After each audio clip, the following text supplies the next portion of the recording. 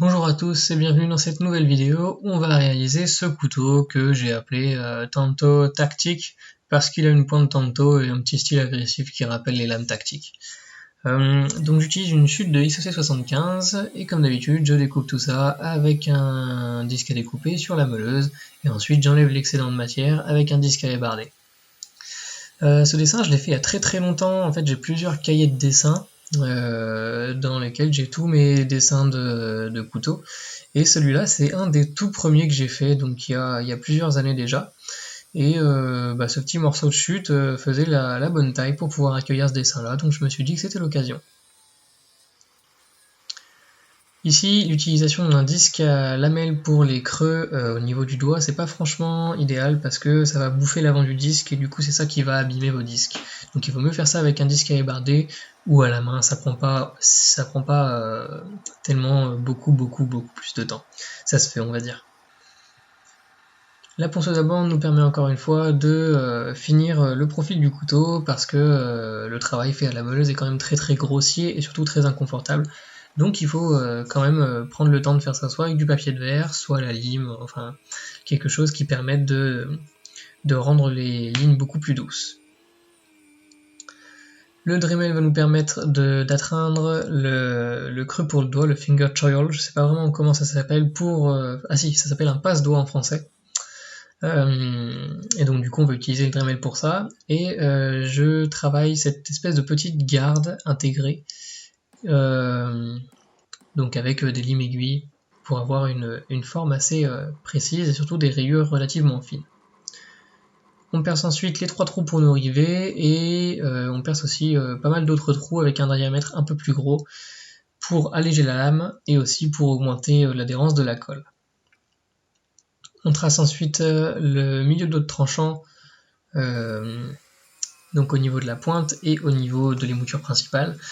Comme d'habitude, pour les points de Tanto, c'est important de bien travailler la pointe et le tranchant comme deux ensembles séparés pour bien garder cette démarcation franche, cet angle bien marqué, sinon ça va arrondir notre angle et ça sera pas très joli.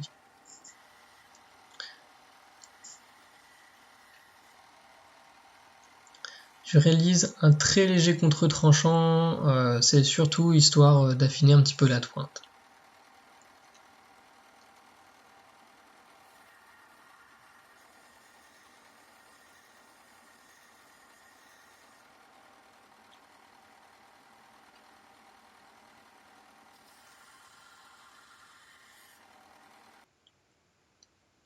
Donc voilà, la lame est prête pour la trempe. Rien de très compliqué, juste une forme un petit peu commune on va dire, mais j'aime bien les lames qui sortent un peu de l'ordinaire. Voilà pour la trempe, donc c'est du XOC75, ça se trempe très bien, et j'ai obtenu une petite ligne de trempe pas volontaire, mais qui était là quand même. Donc on a 2 petits millimètres au niveau du tranchant qui sont pas durcis top parce qu'ils sont sur la ligne de trempe, mais pour 2 mm, franchement, même à l'usage, ça fera aucune différence. L'important c'est d'avoir la grande majorité du tranchant qui est trempé correctement. Ici, en plus c'est au niveau du casse-goutte, donc ça va de toute façon être travaillé constamment au niveau de la pierre. On blanchit la lame et on monte en grain pour nous faciliter le travail au moment du polissage à la main.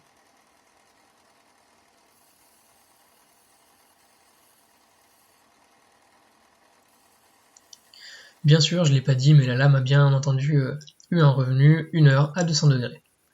Ensuite, polissage à la main. Le but est d'enlever toutes les rayures qui ont été faites à la machine, et j'attaque avec du grain 240 et je vais monter jusqu'au grain 400.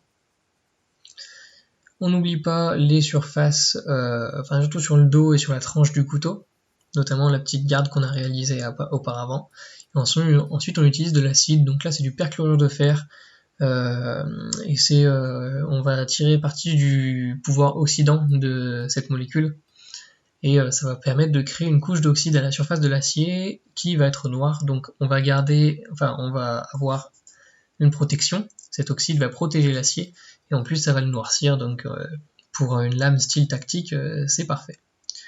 On voit aussi la ligne de trempe qui s'est créée. C'est pas l'atout principal du couteau, mais c'est quand même là. Un petit coup de frotte pour casser en fait l'aspect mat de notre passage à l'acide.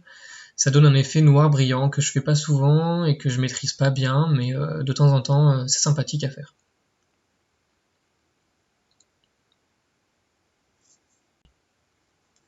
Voilà pour la lame, je suis très content de la finition qu'elle a. On passe maintenant aux manches, je vais utiliser du gaillac, enfin je crois que c'est du gaillac. En fait je me suis fait offrir, enfin on m'a offert un lot de chutes de chez FTFI et il y a pas mal de petits morceaux sur lesquels il n'y a pas de nom. Du coup j'ai essayé de deviner ce que c'était, il me semble que c'est du gaillac mais j'en suis pas sûr et certain. J'ai façonné le devant de mes plaquettes, je les ai polies aussi hors caméra, donc maintenant c'est le moment du collage. Avec une lame de cutter, j'ai augmenté l'adhérence sur l'intérieur des plaquettes. C'est toujours ça de prix, même si la colle prend très bien, il vaut mieux mettre toutes les armes de son côté. Une nuit de séchage, c'est suffisant pour pouvoir travailler, du moins pour cette colle-là. J'ai ensuite coupé mes rivets à la bonne longueur et je les ai mis à fleur avec le reste du manche. Donc maintenant, il ne nous reste plus qu'à enlever l'excès de bois, et pour ça j'utilise surtout la roue principale, enfin la roue supérieure de ma ponceuse. Pourquoi ? Parce que, étant donné que c'est un bois qui est très dur, c'est de cette manière-là que je vais enlever le plus de matière. En fait, ça fait un point de contact qui est plus petit que celui que sur la platine de la ponceuse. Et donc du coup, ça me permet d'enlever plus de matière. Ensuite, on casse nos angles pour rendre tout ça plus confortable. Et on attaque le passe-doigt d'abord avec une lime à bois pour enlever un maximum de matière. Ensuite, on enlève toutes les rayures qu'on a créées avec le Dremel.